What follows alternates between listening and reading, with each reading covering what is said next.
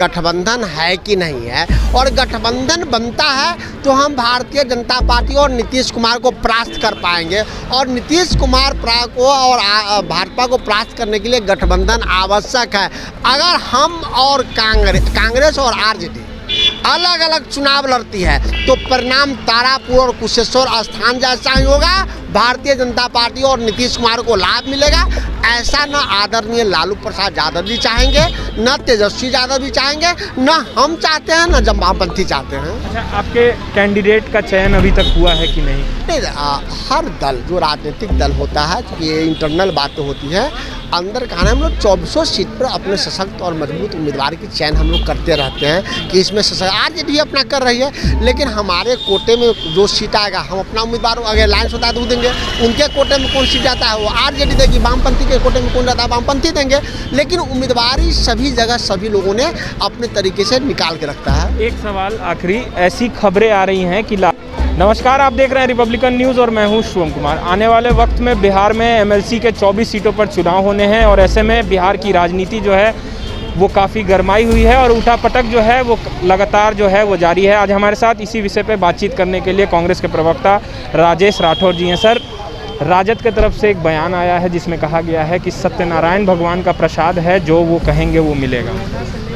राजद की तरफ से किसने ये बयान दिया है, लेकिन जिसने सत्यनारायण भगवान के प्रसाद के उदाहरण दिया है तो उनको ये समझने की ज़रूरत है कि सत्यनारायण भगवान के प्रसाद का महत्व क्या है। पहले प्रसाद बांटने से पहले महत्व को समझना जरूरी है। और सत्यनारायण भगवान का प्रसाद जो खाता है उसमें अमृत रहता है, वो रेस में सबसे आगे जाता है। तो पहले तो सत्यनारायण भगवान के प्रसाद के महत्व समझे तब कोई बयान दें। और कांग्रेस पार्टी किसी के यहाँ एप्लीकेशन लेकर नहीं घूम रही है। कांग्रेस पार्टी भी देश की सबसे पुरानी और सशक्त मजबूत पार्टी है, तो उसका अपना अधिकार है। अगर हम बात करेंगे तो गठबंधन की करते हैं, शेयर की करेंगे, कोई भीख मांगने जा रहे हैं किसी के पास क्या? और अलग लड़ने का दुष्परिणाम तारापुर विधानसभा और कुशेश्वर स्थान के उपचुनाव में आरजेडी कांग्रेस दोनों ने देखा है।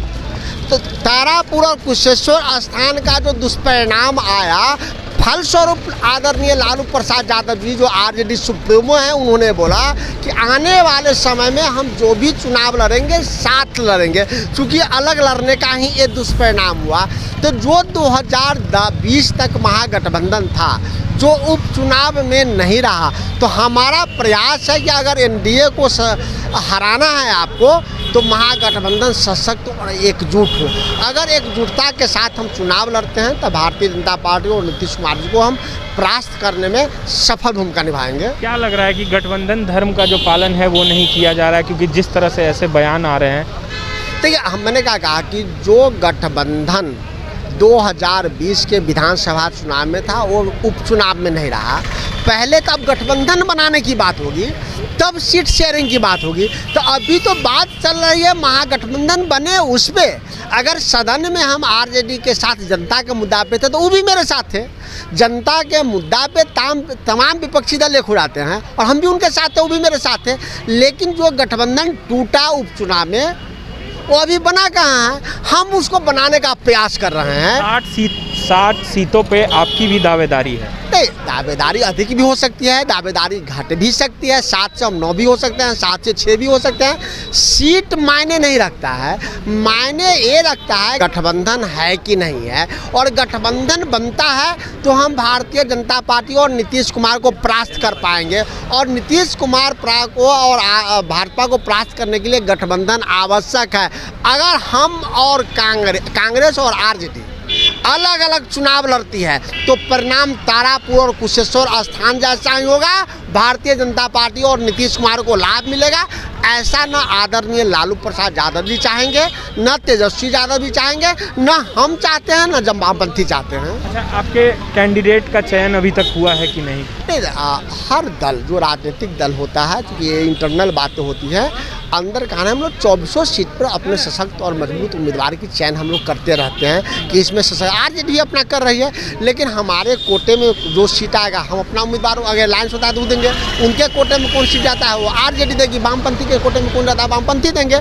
लेकिन उम्मीदवारी सभी जगह सभी लोगों ने अपने तरीके से निकाल के रखता है। एक सवाल आखिरी, ऐसी खबरें आ रही हैं कि लालू प्रसाद यादव चिराग पासवान को भी कुछ सीटें देने की बातें कर रहे हैं।